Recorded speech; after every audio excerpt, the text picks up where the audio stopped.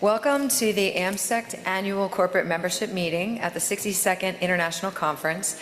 At this time, the 62nd International Conference of the American Society of Extracorporeal Technology will come to order. My name is Tammy Rosenthal, and I have the pleasure of serving as your AmSECT president. I would like to personally welcome each of you in attendance, both in our in-person attendees and those joining us virtually. We hope you're enjoying the session so far, and we look forward to the rest of the content to come. We have a number of items for today's meeting, so without further ado, the first order of business is the appointment of a committee to approve the minutes of this meeting. I have appointed Kareem Jabber and Krista Gleason to approve the minutes.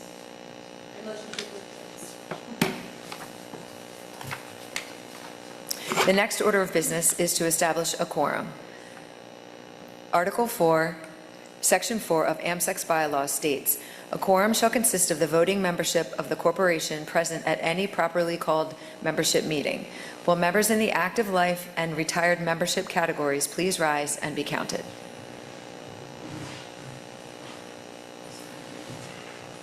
And for our virtual attendees, please add in the chat box here.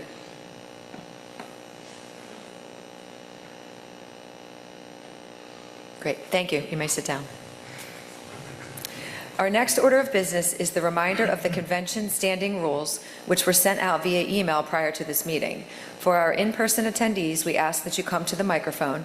For our virtual attendees, we ask that you submit your request in the Zoom chat box and wait to be recognized by the moderator and then president.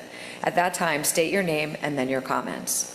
Those wishing to make a motion had an opportunity to do so prior to the meeting. Motion sheets are available in the back of the room for review and future consideration. With a quorum having been established by the voting members present, this convention is now open for the conduct of business.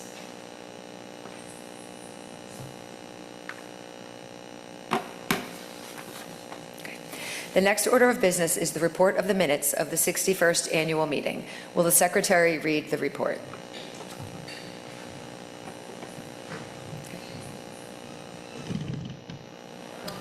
Kareem Jabber and Krista Gleason were appointed to approve the minutes for the 2023 corporate membership meeting. Both have reviewed and approved the minutes of the 2023 meeting. I would now like to invite to the stage one of the conference co-chairs, Molly Aldine, to provide an update on the 62nd International Conference.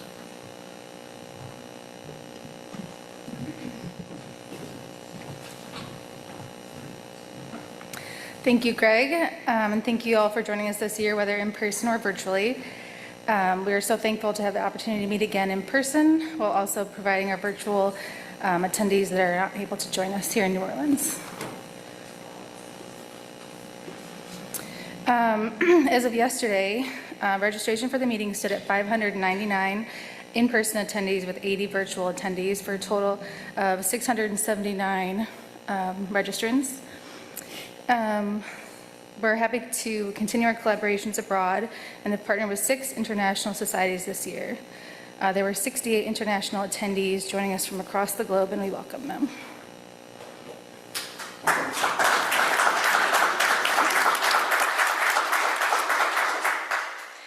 Some of the highlights, we were pleased to offer the opportunity to hear from Dr. Tor Sunt. We also were able to honor Robert Groom at the Legends Lunch today. Ron and Tyler did a great job interviewing him and to hear all about his achievements over the years. We also were able to offer a blood drive again this year. Last year, our conference theme was community, so we came up with the idea last year to offer a blood drive. We collected 22 units last year. This year we had a goal of 33 units to help save potentially over 100 lives, and we blew that out of the water too, and our total was 38 units. So,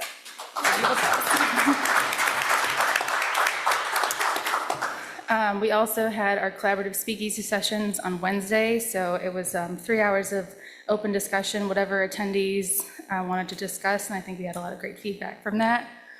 As you just saw, we brought back the Perfusion Bowl again. Hopefully you enjoyed seeing the great student competition, and thank you to the Student Council for planning this great event as well. And then, of course, we upped our standards for our social event next door that will be happening after this at the Sazerac House.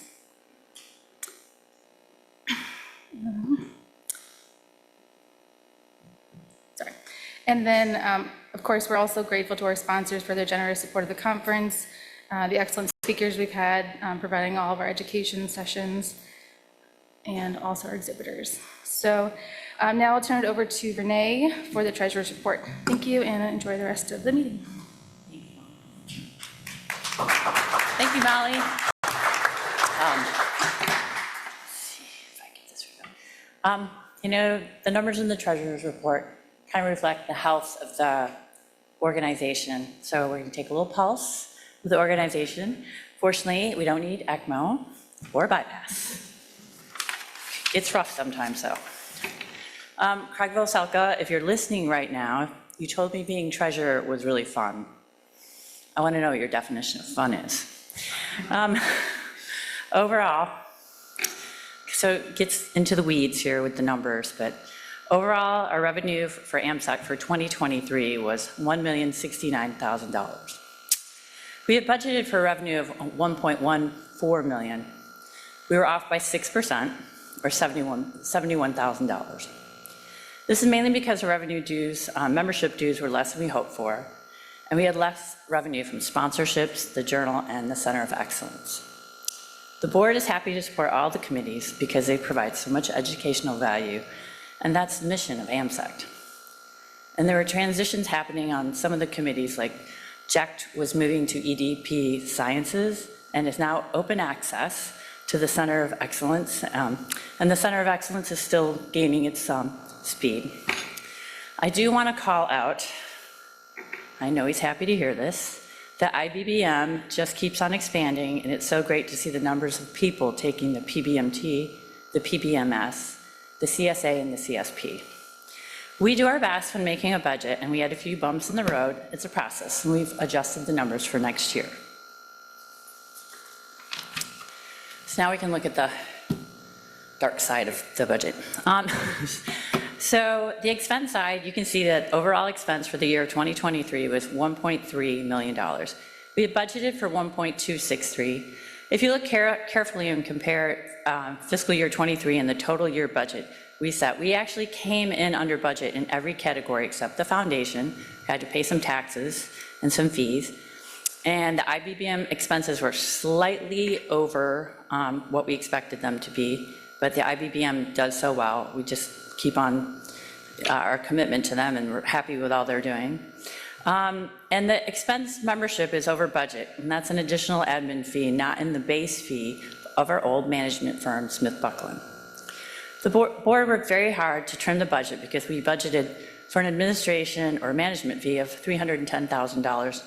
When working with Smith Buckland, our management firm, they kept coming to us with a request for a 71% increase in their management fees. And this is kind of as we had been working along in the budget. We went back with an 8% raise because I know any perfusionist who gets an 8% raise is going to be really happy.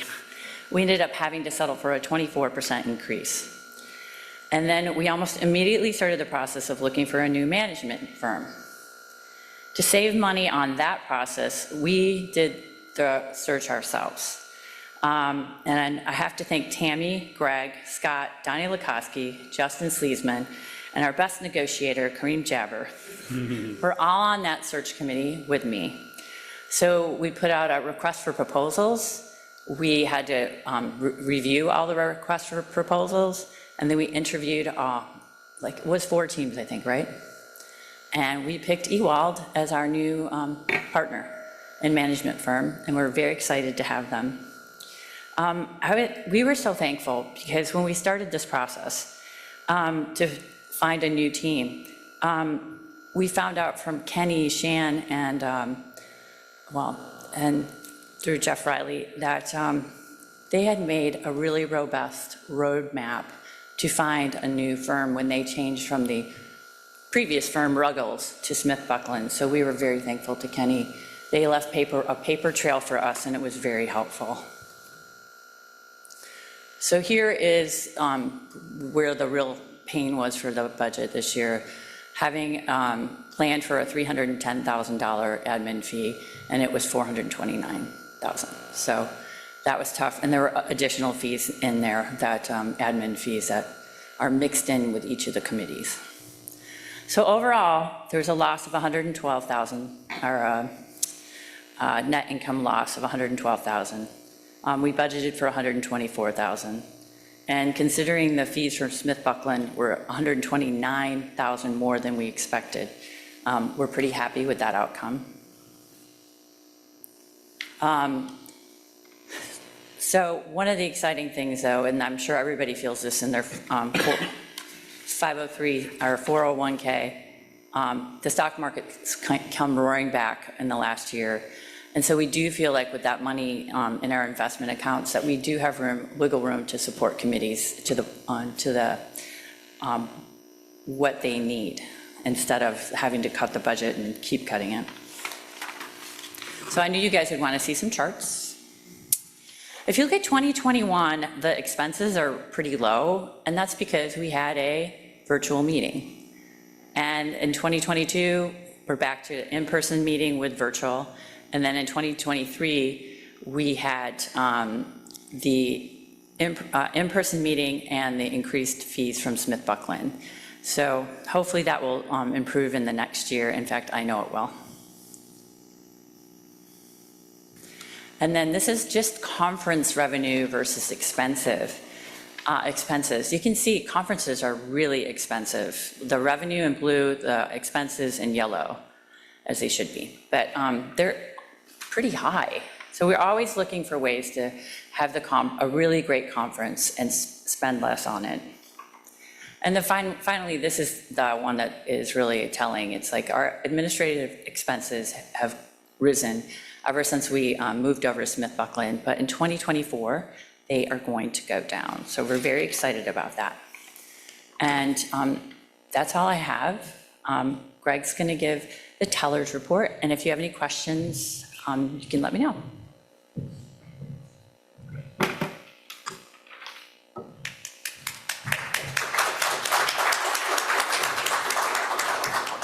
Thank you, Renee. The Society's 2024 election was held from October 23rd, 2023 to December 5th, 2023. All election results have been verified by the Nominating and Ethics Committee, and I'm happy to announce the election results. Director Zone 1, Ed Harmon from South Jordan, Utah. Director Zone 2, Doug Zavadil from Kansas City, Missouri. Director Zone 3, Dorothy Holt from Columbus, Ohio. Achievement Recognition Committee, Christy Steffens from San Antonio, Texas. Bylaws Committee, Cassandra Reyes from Kansas City, Missouri. Ethics Committee, Chet Chaplika from Plymouth, Michigan. Nominating Committee, Jordan Voss from Columbus, Ohio. President-elect, Greg Mork from Chicago. Secretary, Curdy Patel from Houston, Texas. And Treasurer, Renee Dickey from Palm Desert, California. Congratulations to all, and I would now like to turn things over to Tammy Rosenthal.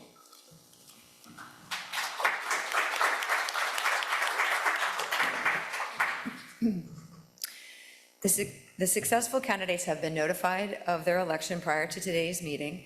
The new directors and committee members will assume their duties at the close of the corporate membership meeting today.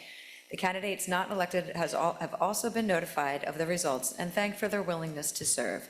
And now for our installation ceremony. If you are in attendance, please come forward. Ed Harmon,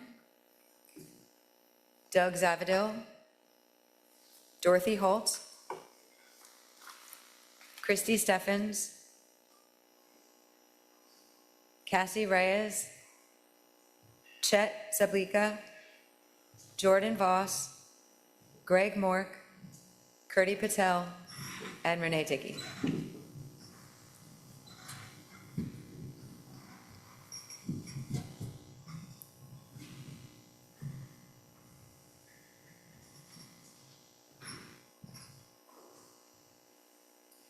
According to the election results, you have been chosen to serve as AmSECT's directors and committee members for the coming year. I will now read a set of statements collectively and ask for your response of "I will" at the end of the collective statements. Are you willing to assume and maintain active and dedicated leadership in promoting the art of your technology? Are you willing to maintain maximum standards of practice for all members and non-members concerned with the technology? And will you diligently seek acceptance by the medical profession and the general public of the standards for the technology? Will you further sincerely foster devotion exclusively to the best interest of the patient's welfare and the art of the society's paramedical skills? If you will give diligent allegiance to these objectives of AmSECT, please answer, "I will." Thank you. Do you, the members of AmSECT, accept these elected directors and committee members, and do you pledge your encouragement and support to them during the coming year? If so, will you indicate that pledge by standing? For our virtual attendees, please type "yes" in the chat box. Thank you.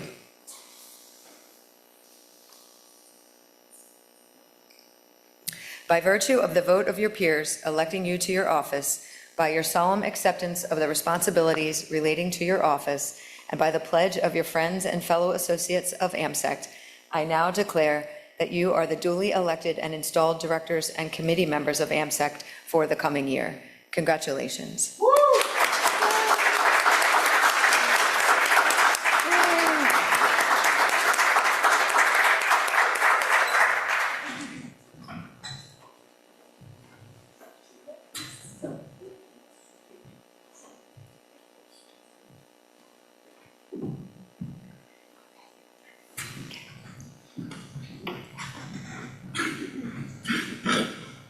Okay. I'd like to take a moment to recognize the Board of Directors and thank them for another great year. As president, the only way you are successful is by listening to and being surrounded by excellent people. I've had the honor of serving with these individuals that, in their great wisdom, the membership of AmSECT have elected to serve on the board.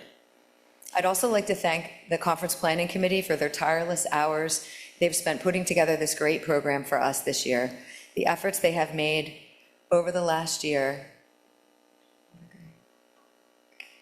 and continuing to innovate and collaborate with our speakers, sponsors, and international community have just been astounding. So Donnie Lukoski, Dave Fitzgerald, Molly Oldine, Ron Angona, Daphne Cianella, Greg Deity, Dean Linder, Mark Martin, and Susanna Stribling, as well as Lauren Swagel. Thank you very much.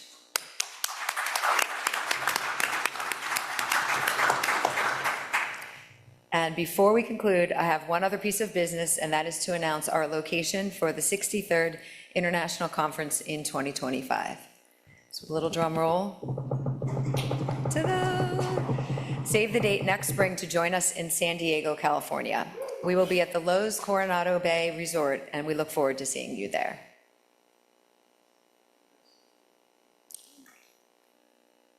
At this time, is there any further business to be brought before the Assembly? Okay, hearing none. Okay, we hope you've had a great experience thus far at the AmSECT 62nd International Conference, and we encourage you to complete our conference survey post-event so we can further enhance our event. As I close out this meeting, I just want to say thank you to our members for your commitment to AmSECT. We look forward to 2024 and continuing to bring you meaningful value. This meeting is now adjourned. Thank you.